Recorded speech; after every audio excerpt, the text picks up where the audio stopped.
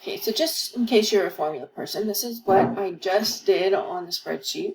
This is all the formulas for everything.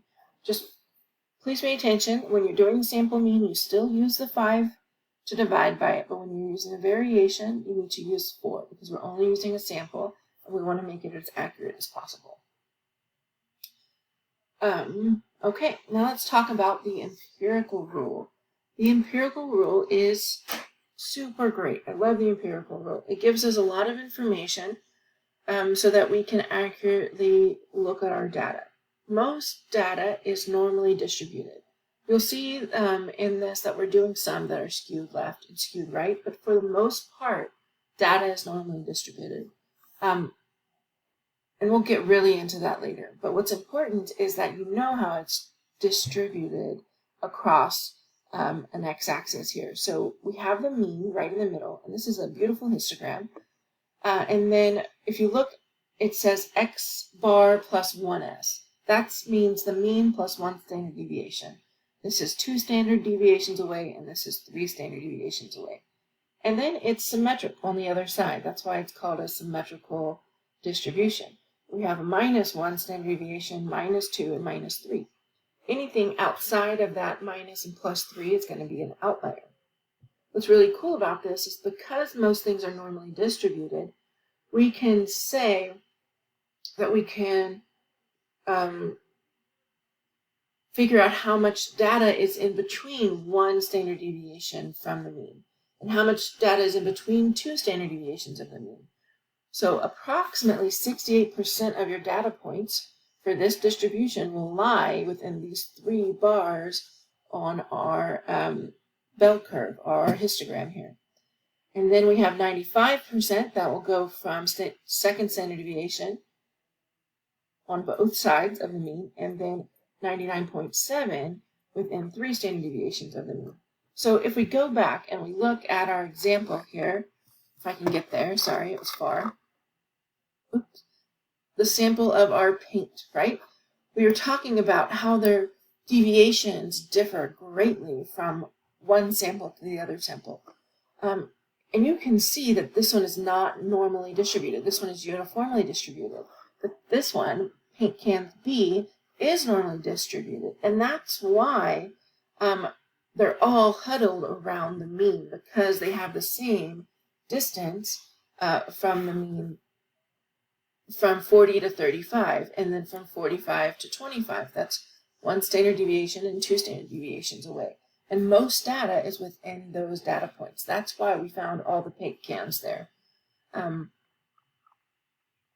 which wasn't the case in A because they were just normally distributed instead of uniformly distributed. Okay, so that's what this means. Now I have another picture for you so you can see. And I drew in the bell curve here using the midpoint of all of the histogram bars. So that's what this is right here. I'll move myself out of the way. So you can see that from the mean to 1 standard deviation away, there's 34% of the population or of the sample should land within that area.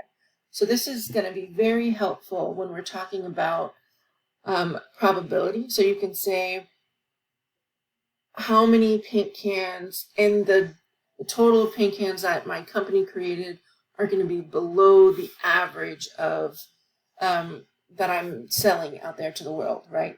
Below my marketing point.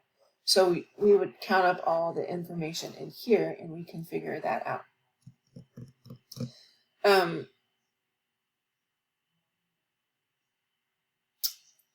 had something else to tell you. I can't remember. We're going to use this a lot. We're going to use this when we get to probability. We're going to use this when we're talking about average distributions. We're going to use this when we're testing distributions. So take a picture of it. Take a picture of this one. Mark it in your book some way that you can find it.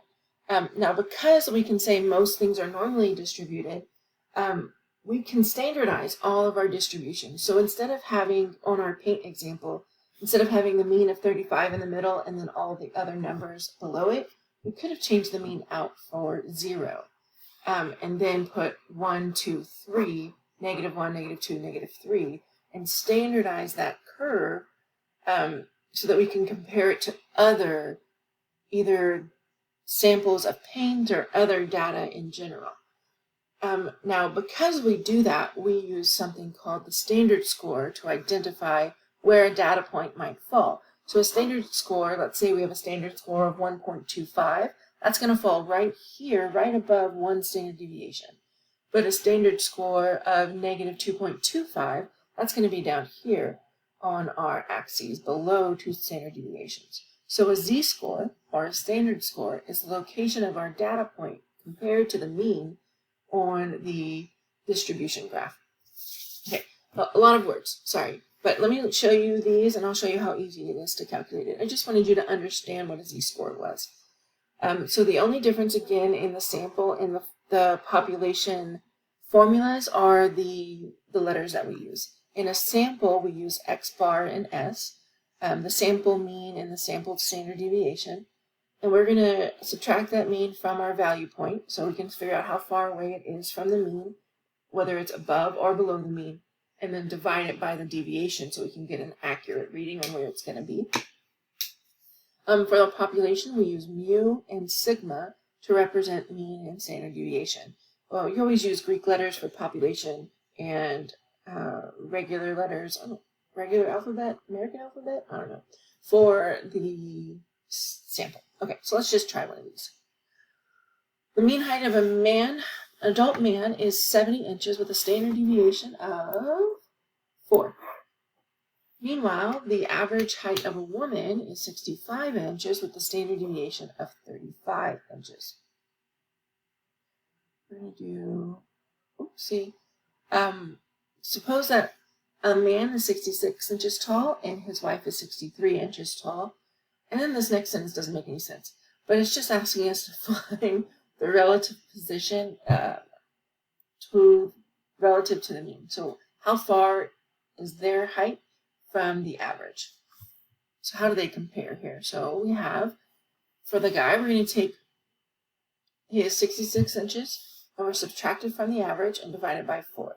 So he has a z-score of negative 1. So he is 1 standard deviation below the average. I can show you on the graph if you want.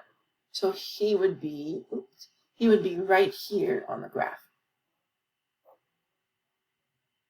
The woman will take her 63 minus 65 and divide it by 3.5. That's the standard deviation. And we have to approximate hers. It's about negative 0.57. So again, because both of them are negative, they're below the average. If they would have been positive, they would have been above the average. So this is just their location in the sample distribution.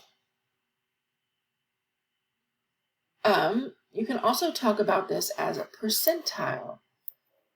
You can take that whole distribution and split it up by 100. So every line, every percentile would be 1% of the information. You mostly see this when you are in education. So if you did any GT testing or any TSI, SAT, PSAT testing, they told you what percentile you were in. You also see this in healthcare. So if you have a kid and you've taken your child to the doctor, they'll tell you what percentage their head is, or what percentage of growth they are, or what's their weight class. Those are all percentiles. It tells you where you are compared to everybody else, just like the z-score does. There is a formula that I use for it. Mine is different than the books, but that's just, it's a difference of like 0.5, so it's just a small rounding difference. You can use the book's formula or you can use mine. It doesn't really matter. If you're looking for, you can do this 2 different ways. You can find your percentile, or you can say, what data value is at the 75th percentile. So you can ask it both directions, and I have an example for you in just a second, so don't get stressed out. But what we're going to do is you can find the rank, and by rank I mean location in the data. So you take all your numbers and you order them. Oh, there's an example right here. So here we have a little picture, right? We have all these data values, and they've ordered them from least to greatest, and they've broken out down every 10th percentile so you can see. So the 50th percentile is right where you think it is, right in the median, right in the middle of the data. And then from there, you start to break it down. So The 25th percentile is halfway between the first number and the median. So the 25th percentile would be right here. The 75th percentile is going to be halfway between the 70th and the 80th percentile, or halfway between the 50th and the last number. So it would be right here between 77 and 94. It's just broken down by percentage. Let's take an example here. The number of traffic violations recorded by the police. I'm going to go right down my formula. Sorry, just 1 second. I can find the rank by doing the percentile over 100 and then n plus 1. I use n plus 1. The formula uses your number plus 0.5. It doesn't really matter. Okay, so what we're going to do is we're going to take all this data and we're going to put it in our spreadsheet. Okay, here's the data in our spreadsheet. I do need to order it from least to greatest, so I'm going to go to data and sort.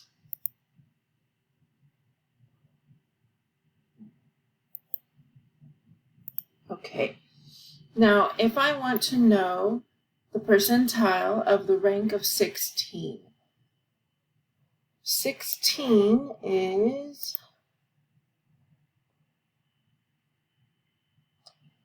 the fourth number in line. So when you're talking about rank, you're talking about when you order them, where do they fall in that order. So 16 is the fourth number in line. And if you need to, you can do 1, 2, 3, 4, 5, 6, 7, 8, 9, 10 to help you out.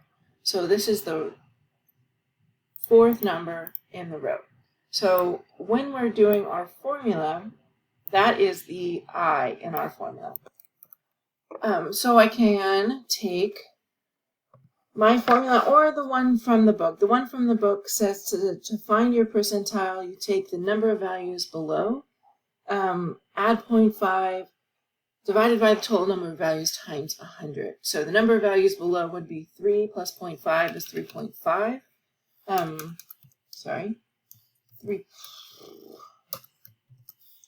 3.5. Goodness gracious, I'm struggling. Divided by, to get the actual percentile, I'm using my formula. Either one is fine, by the way. I'm going to do the actual number 4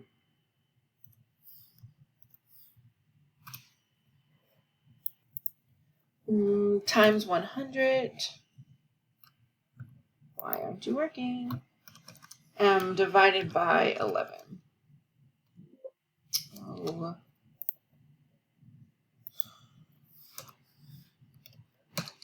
Okay, so 36. So you can say 16 is above the 35th percentile, or you can say that 16 is the 36th percentile.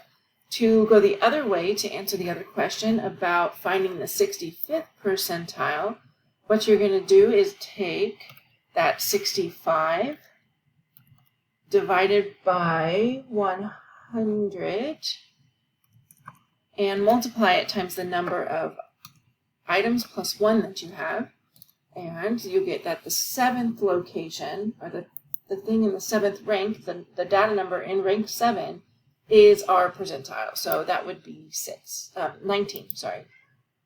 20, that would be 20. Okay, and then we need to talk about outliers, and I'll cover that in the next video. I'm running out of time. But just make sure you know that you can rearrange this formula to find either the percent rank or the percentile that you're looking for. And then I'll cover quartiles and outliers and quartiles and box plots in the next video.